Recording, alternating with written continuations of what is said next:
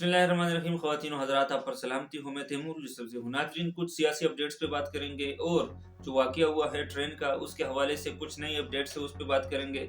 लेकिन दहशतगर्दी पे बात करनी बहुत ज़रूरी है। दहशतगर्दी 2014 में हम दूसरे नंबर पे थे नाज़रीन। उससे पहले जितने ऑपरेशंस हुए थे स्वात में, मलकंड डिवीज़न में, या आप वज़ीरिस्तान ले लें, कबायली इलाक़ाजात जितने भी हैं, ये जितने भी ऑपरेशंस हो रहे थे उस टाइम जो है थोड़ी-सी हम शांति में थे, सुकून में थे और अमन उस वक़्त थोड़ा-सा पाकिस्तान में आ रहा था। लेकिन उसके बाद दोबारा से एक दहशतगर्दी की लहर दौड़ पड़ी और पूरे पाकिस्तान में हर शहर में आप धमाकों के की आवाज़ें सुनते थे। हम रोज़ाना के बुनियाद पे 100, 200, 300 बंदों के मरने की इत्तलात आती थी। लेकिन उस वक़्त एपीएस का एक वाक़या हुआ पेशावर में, आर्मी पब्लिक स्कूल का, और उसमें बच्चे शहीद हो गए। उसके बाद chief of army staff general Raheel Sharif के ज़ेर इक़्तिदार एक बहुत बड़ा ऑपरेशन शुरू हुआ, ऑपरेशन ज़रब-ए-हज़्ब, और उसमें पाकिस्तान को मुकम्मल जो है उसमें दहशतगर्दों से उन्होंने सफाया करवाया। पाकिस्तान में जो है तकरीबन 70-80 हज़ार पाकिस्तानी अवाम और सिक्योरिटी फोर्सेस के इतनी फिगर्स बताई जाती है कि इन्होंने अपना खून दिया पाकिस्तान में अमन के लिए। लेकिन नाज़रीन, दोबारा से अभी 2014 में दूसरे नंबर पे थे, तो फिर हम 9वें 10वें नंबर तक हम आ गए थे। दहशतगर्दी को हमने उसको शिकस्त दे दी थी।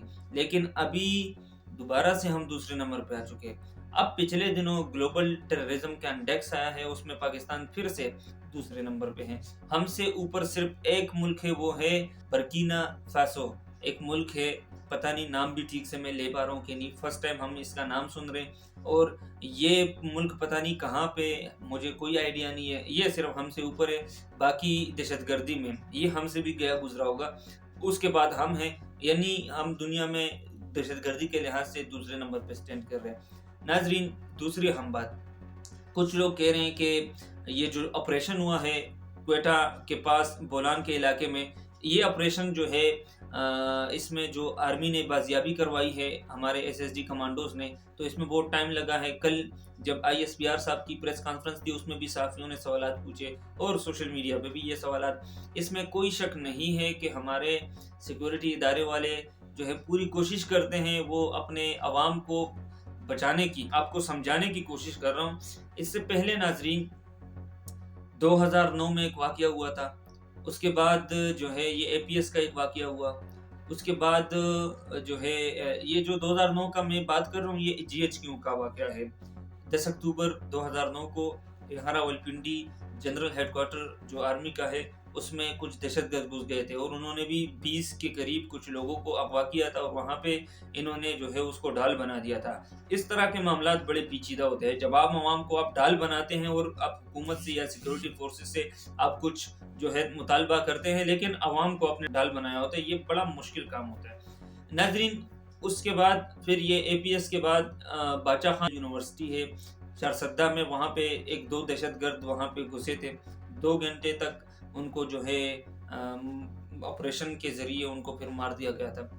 लेकिन इस तरह के ऑपरेशंस में बहुत ज़्यादा बारीक बीनी से जो है वो अपने काम और टारगेट तक पहुंचना होता है, क्योंकि इसमें आम आवाम को जो है मरने का खदशा होता है, खतरा होता है, ताकि आम आवाम को नुकसान ना पहुंचे।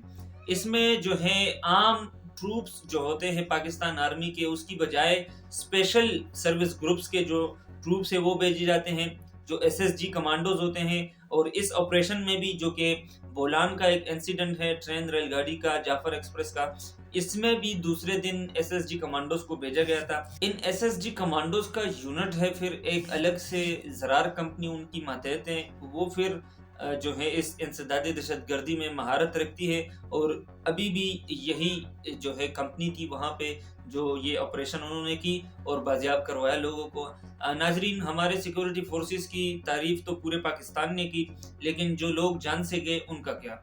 यानी कि मैंने कल भी एक बात कही थी, अगर हमारे ज़मीनी रास्ते महफूज नहीं थे, हमारे इंटर सर्विसेज इंटेलिजेंस की हम बहुत ज़्यादा तारीफ करते हैं और हमारा फ़ख्र है, हम प्राउड फील करते हैं, हमारा फ़ख्र है जब गैर मुल्की भी हमारे इंटर सर्विसेज इंटेलिजेंस की जो है तारीफ करते हैं। लेकिन मैं थोड़ा सा हर बंदे के जहन में ये सवाल आता है, एक सवालिया निशान है कि ये ख़तरात फिर क्यों हमारे सर पे मंडला रहे हैं, और बल्कि वाक़यात हो चुके हैं, लोगों ने जान दे दी है। कल आपने देख लिया اب بی بی سی کی رپورٹس کے مطابق جب کوئٹہ سے 220 کے اوپر تابوت بولان کے علاقے کی طرف روانہ کیے گئے ریل گاڑی میں، آئی ایس پی آر صاحب کا بیان آیا کہ اتنے لوگ مر گئے ہیں، تقریباً 21 تک وہ لوگ بتا رہے ہیں، اور 33 دہشت گرد وہ کہہ رہے کہ ہلاک ہو گئے ہیں۔ ناظرین، جو لوگ وہاں پہ واپس آ رہے تھے بولان یا جو ہے سبی کا جو اسٹیشن ہے وہاں پہ، یا کوئٹہ واپس گئے، تو وہ لوگ بتا رہے ہیں کہ ہمیں انہوں نے بلوچی میں بات کی، انہوں نے کہا کہ بوڑھوں کو، عورتوں کو، بچوں کو اور بلوچیوں کو آپ چھوڑ دیں، یہاں تک کہ ایک پاکستان آرمی کا ایک سولجر وردی میں بیٹھا ہوا تھا، بلوچی تھا، اس کو جب مارنے لگے تو اس نے کہا میں بلوچی ہوں، پھر اس کو چھوڑ دیا گیا تھا۔ یعنی کہ یہ مختلف قوم کے لوگ تھے اس میں، اور وہ ایک پلاننگ کے ساتھ وہ آئے تھے۔ یہ ایک کمپنی کا کام نہیں ہے، یہ مختلف کمپنیوں کا کام ہے، اور وہ اس میں شامل ہے۔ ہمارے دشمن، ہمارے جو خوارجی دشمن ہے، وہ اس میں شامل ہے۔ وہ باقاعدہ سے انہوں نے اپنا ایک اتحاد بنایا ہوا ہے۔ اس سے بھی ہم انکار نہیں کر سکتے کہ پاکستان اور چائنا مل کر گوادر میں اور بلوچستان کے دیگر علاقوں میں جو ڈیولپمنٹس کے کام کر رہے ہیں، اور اس میں پاکستان اور چائنا کو جتنا فائدہ پہنچ رہے، اور ریجن کے ڈیولپمنٹس کو اگر دشمن دیکھتا ہے تو وہ پھر پاکستان کو ڈیولپمنٹ کی جانب نہیں بڑھنے دیتا اور اس میں رکاوٹیں ڈالتا رہتا ہے۔ تو اس کی ایک ریزن یہ بھی ہے۔ بلوچستان کا علاقہ جو ہے ابھی سے نہیں ہے، اختر مینگل صاحب بلوچستان سے تعلق رکھتے ہیں، سابق وزیر اعلیٰ ہے بلوچستان کے، انہوں نے جو بیانات دیے ہیں وہ بھی انسان پہ بال کڑے کرنے کے مترادف ہیں، کیونکہ ہم اگر سوچیں یہ 70-72 سالوں سے یہ مسئلہ ہے بلوچستان کا۔ یہ پرنس کریم آغا کے دور سے جب پاکستان آزاد ہوا تھا اسی وقت سے عسکریت پسندی وہاں پہ شروع ہوئی تھی۔ ان کے ہر دور میں اپنے اپنے مطالبات رہے ہیں، پاکستان نے ان کے ساتھ مذاکرات کئی دفعہ کیے۔ ناظرین، ایوب خان کے دور میں آپریشن ہوا، اس کے بعد جنرل یحییٰ خان آئے، انہوں نے مذاکرات کیے۔ اس کے بعد جنرل ضیاء الحق کے زمانے میں آپریشن ہوا، اس کے بعد بھٹو نے مذاکرات کیے۔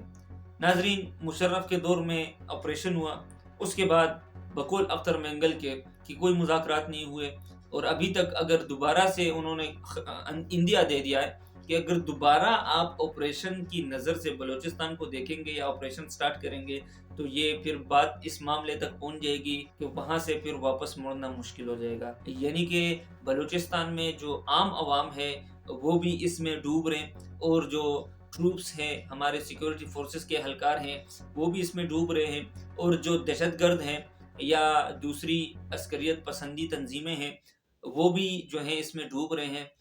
فائدہ کس کو پہنچ رہا ہے؟ 72 سالوں سے ہم نے دیکھا کسی کو فائدہ نہیں پہنچ رہا۔